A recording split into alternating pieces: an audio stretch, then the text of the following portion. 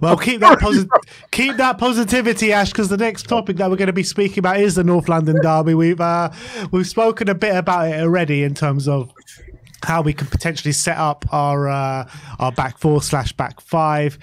But we'll start off with you, Brian. Can we win? Can we go and win the North London derby on Sunday? 2:00 kickoff against an Arsenal team fighting to win the title. Can we ruin their season? Can we? Yes. Will we?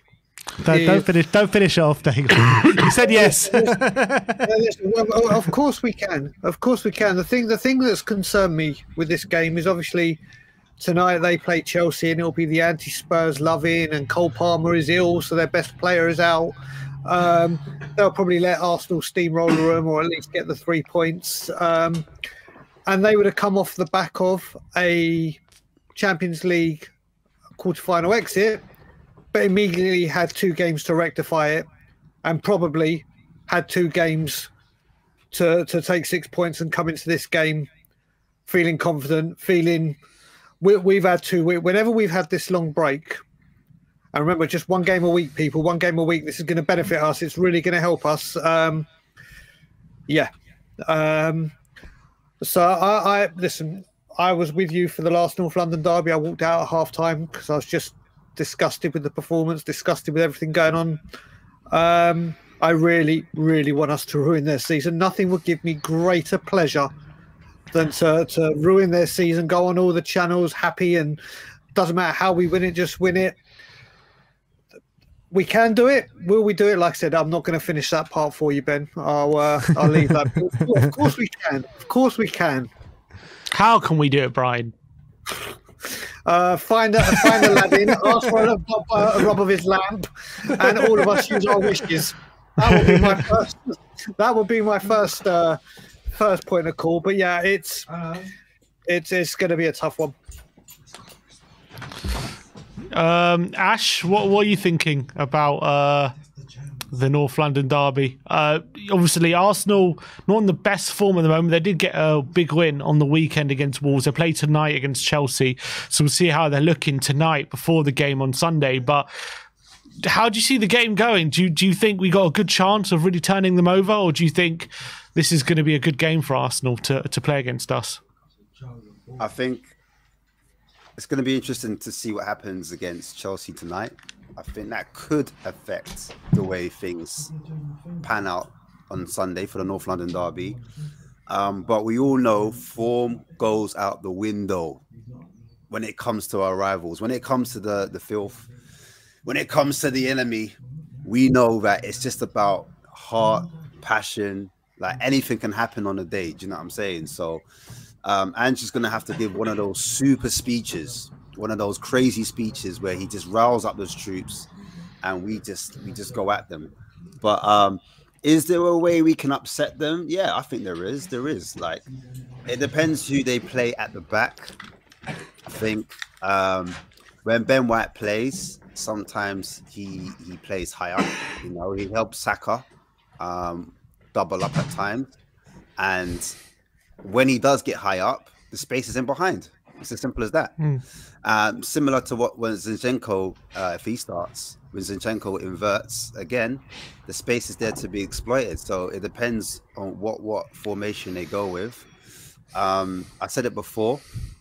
If you stick a man on like a Jorginho or Rice, or it depends how they build up. But basically, we need to kind of stick a man on their midfields, press them violently.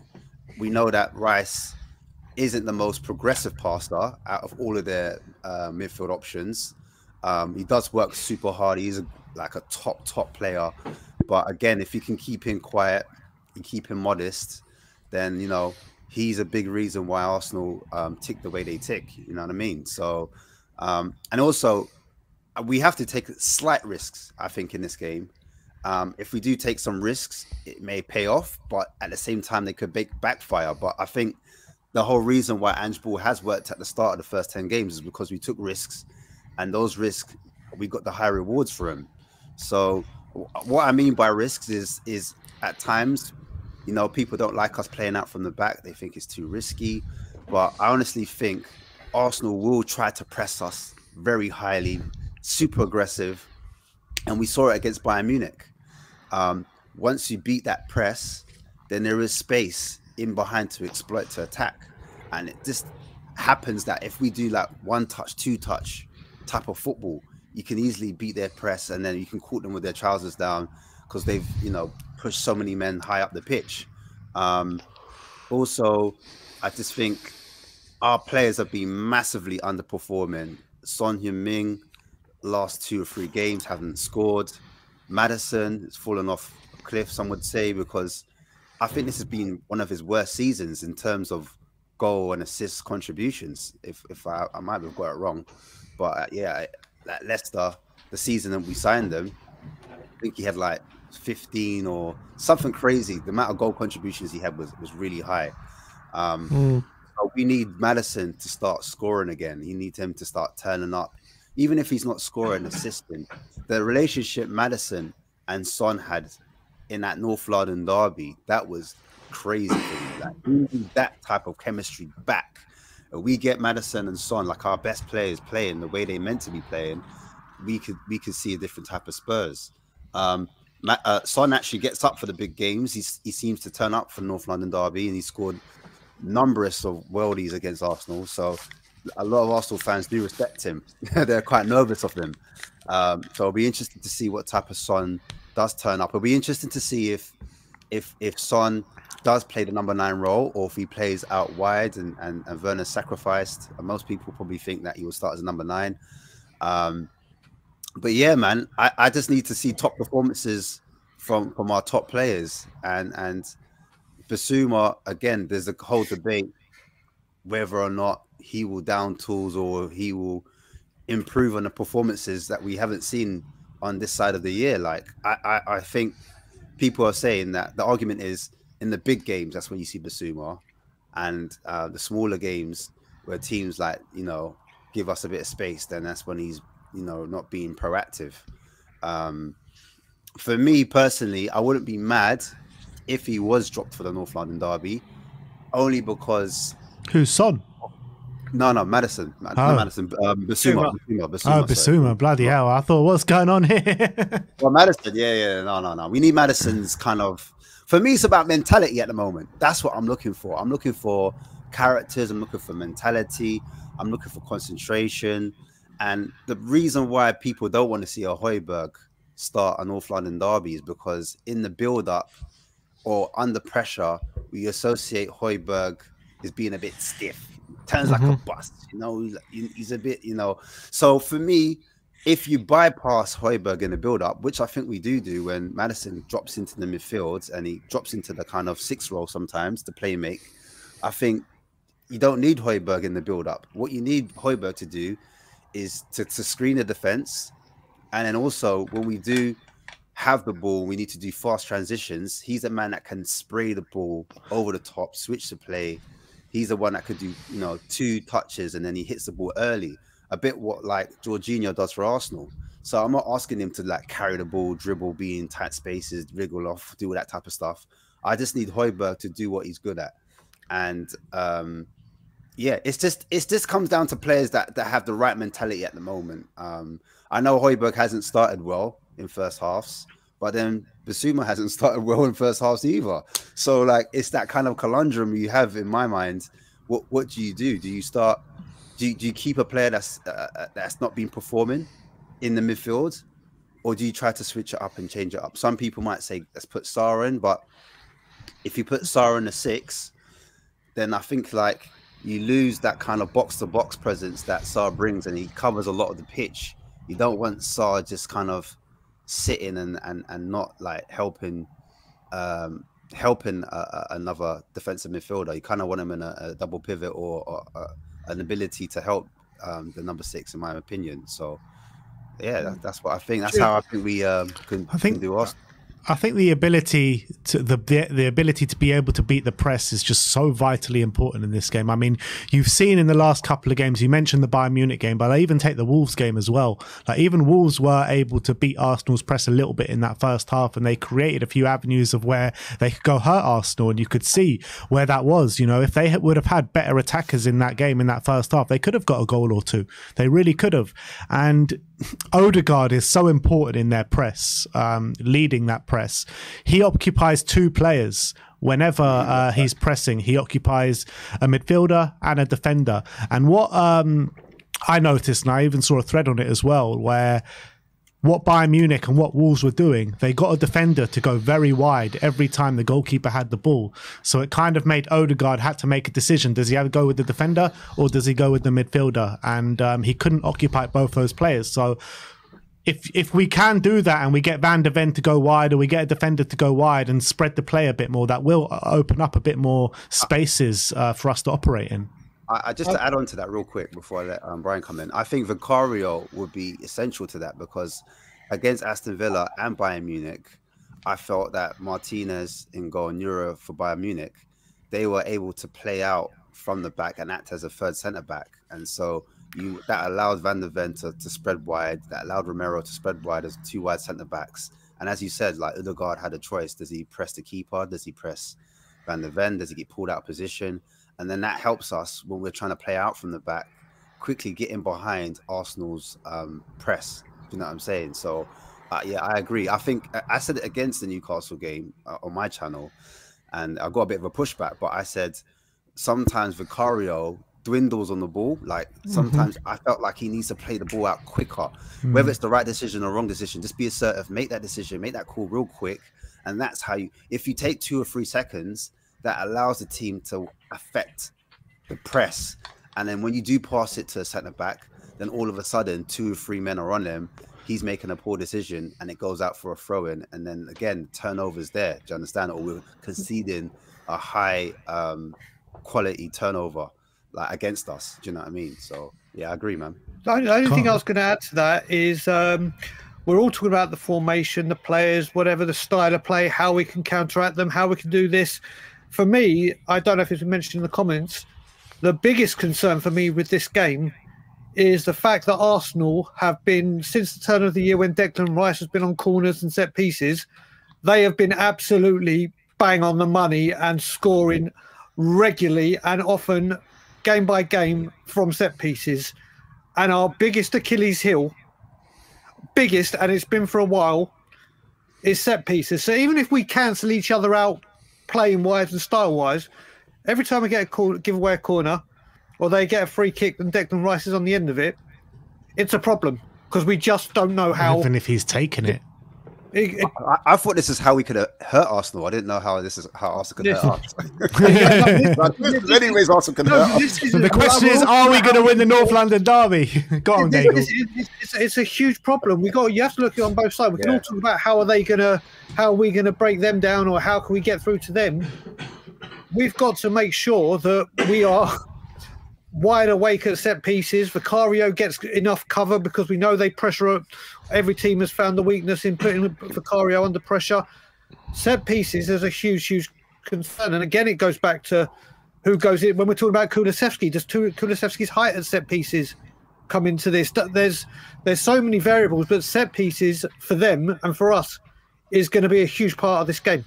Yeah, especially against like Newcastle and West Ham, we were just giving away stupid set piece after stupid set piece after stupid set piece. We need to become more clever in that aspect, 100%. The thing about Kulusevski, though, is when he did come on against Newcastle and we did concede, Shaw was meant to be his man, and he basically switched off, and Shaw got the run on him, literally got a couple yards on him, curved his run, boom, headed it, boom, 4-0. So I do hear what you're saying about Kulusevski's height and whatnot. But at the same time, and this is the thing, this is the problem about having your Kulusevskis, your Werners in that kind of fullback role. Are they defensively switched on? So that's where the problem lies. Just to balance it out, back to your point, Brian. Do you know what I mean? So, like, I hear it. Like, we could talk about the positives for Spurs, but yeah, there are a lot of question marks. Yeah, I feel like politely, Ash. Yeah, yeah. I feel like if Arsenal set up in a similar way they did against Man City at the Etihad, I think we're going to be in big trouble because they've got this like sense about them at the moment. They can be pragmatic if they want to be, and they can kind of dig deep and defend situations now. Obviously, they've got the best defence in the league. And obviously, it kind of depends what mentality they go into this game. I think if they beat Chelsea on Tuesday, maybe there's a bit less pressure on them and they can play with that bit more pragmatic style in terms of knowing they can control the game. Maybe if they lose or drop points on Tuesday, maybe it might change their mentality a bit where they feel like they're chasing again and they might need to come flying out the traps and give themselves a bit more confidence.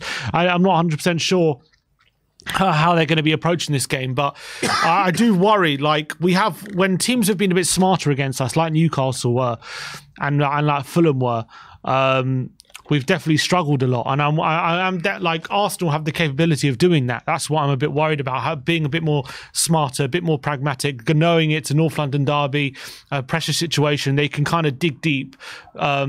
Ride waves of pressure without conceding too many chances, and then once they get on the front foot, they can. We definitely have the capability of being opened up for sure. I do think they are vulnerable at fullback. Obviously, we are as well, but I think that's where in the defence recently for sure is down their left hand side. They've been very, very vulnerable. Whether that be Kiwi or Zinchenko, both defenders. They can't seem to pick which one is starting at the moment because both teams they play Tomiyasu. Both defenders have been struggling in that position at the moment. So I definitely think there's a vulnerability there if we can exploit that. Down Ben Whiteside as well. I don't think they've been as vulnerable, but that's something we can maybe get at. But do we have the players to really exploit those situations? That's the question mark I have at the moment as well. We've got players who can give them a bit of trouble, but are they going to ruthlessly exploit those sides? I feel like they've been exploited in recent weeks. I'm not 100% sure from that point of view. But if they do come at us a bit, and do kind of come into this game with a mentality like they're going to really take the game to us, and they need to win this game, and they need to come flying out the traps. Then I do think we can catch them with if we have Son in the 9, and we know he's so great with his movement and he's so good at running in behind. I was watching them against Wolves, and I definitely felt Wolves had a bit more quality in those forward areas. The amount of spaces they were finding in those in behind, they could have really hurt Arsenal. And I feel like if we will find similar situations to what Wolves are finding, we definitely don't have the quality to hurt them a lot more than what Wolves were doing. So I do think there's going to be opportunities for us to hurt them. But Arsenal are a very, very strong defensive team at the moment. They're a bit more measured and controlled than they were last season, so it's going to be very difficult finding those opportunities, but we have the quality to exploit it in the central areas. I feel we have the quality, but do we have the problem is their biggest vulnerabilities out wide, and do we have the quality there? That's a big question mark at the moment. I was listening to Thierry Henry speak after the Champions League game against Bayern Munich on TNT or CBS, I think it was, and he was saying that he always fears when Arsenal play 3 games in the space of a week. And I'm looking at Arsenal now, and I'm looking at the Wolves game. I'm looking at the Bayern Munich second leg. All the 4 games that they played in those last 4 games, you're seeing a sense of they are getting a bit tired. They are a bit leggy, and I think we need to thrive on that, and we need to counteract that, and we need to take advantage of that. And Arsenal in the last 4 games are not the same team that you have been seeing over the last 2 or 3 months, in my opinion. They're not the team of February that are scoring 5 or 6 goals a game. You are seeing a few holes in their defence as well, where teams can target and create chances. At home against Villa, Villa were very much the better team and deserved to win. Yes, Arsenal had a few chances in the first half. Against Bayern Munich, I thought Bayern Munich were, deserved victors over the 2 legs. And against Wolves, I saw a few vulnerabilities that Arsenal was showing, particularly in that first half. So if we're on our game and Ange is smart about it and about beating the press and about all the things that we have discussed, I do think there's an opportunity that we can go and win this game. I really do. And I think Arsenal are coming into this game as much as they'll be confident to beat us because of how easy we are to play through sometimes and our vulnerabilities at the back, I think they're looking at this game and they're saying, you know, Tottenham away is not an easy game. And there's a bit of apprehension and anxiety for Arsenal fans coming into this game because they know exactly what it means. And when it comes to crunch time for Arsenal, we saw it at the end of last season. We're seeing it happen now. When it comes to crunch time, they can sometimes falter. So there are a few positive things that we can ride on for this North London derby. Yeah, I think the only other thing I'll add to this, and they do deserve credit for this, no matter what any team would. What we do have to remember, there may be frailties, there may be chinks in the armour, but they haven't let an away goal in the league since Nottingham Forest at the end of January. Now, they've been at Man City. They have had some tough games. They've been, that, by anyone's feet, whether it be City, Liverpool, us, to not concede an away goal since late January. I mean, look, put it this way. We ended Conte's 15-game winning streak for Chelsea. Let's pray to God we can shut that record up and get an away goal. But that, like you said, Ben, they're not the free-flowing team we saw a couple of months ago. But in defence, they are getting the job done, and we just need to make sure we can breach it. But Brian, even in defence, man, I'm seeing Gabriel has had an unbelievable season. Yeah, I'm not saying he hasn't. He's had an unbelievable season. But even Gabriel in these last few games, you're seeing a few nerves start to creep in there. Oh, you really are. And what more nerves there going to be in the North London derby when you've got 60,000 fans or just below hurling abuse at you? You know what I mean? Correct. And also, what I would say about that City game, yeah, fair play. They got a clean sheet. That's never easy to do. But they clearly went into that game like we need a point, essentially. Like, they didn't go into that game thinking, like, if we don't win, if it's a disaster, if you know what I mean. They need to win this game. They will need to win this game. They can't really afford to do what they did at City against us. So I've got a bit of hope that they won't kind of be as pragmatic as they were against City against us. Tim, the one quick question I'll ask you on that is, if Spurs were going into any game right now, and like you just said with Arsenal, they were playing for a point, do you have faith, if Spurs said they're playing for a point, do you have faith that they'll be able to do it right now? No, 100% not. We don't play for a point. We never play for a point. That's the deal. If Arsenal went there to do it, they see it out and get it done. Which I hate saying. No, that's right. But what I'm saying is they can't really afford to do that with the way the league is at the moment. They need to win. They need 100%. They need to win. And like Ben said, they are showing frailties. Gabriel hasn't been on as good a form as he was, but they are still getting those clean sheets. Yeah. Which that's where I'm trying to get at, but hopefully we're going to smash them to bits, and we can. They did concede to Bayern Munich away, Brian. So let's add that into the record. Yes, where Eric Dyer was man of the match. Anytime, you know what I mean? If Eric Dyer can have a masterclass against Arsenal, why can't one of our centre backs? You know what I mean? Can we recall it? Can we recall Dyer just for this game after that performance? I think just recall him. Get Dyer back in. Let's go around the room and give some score predictions. We'll start with you, Brian.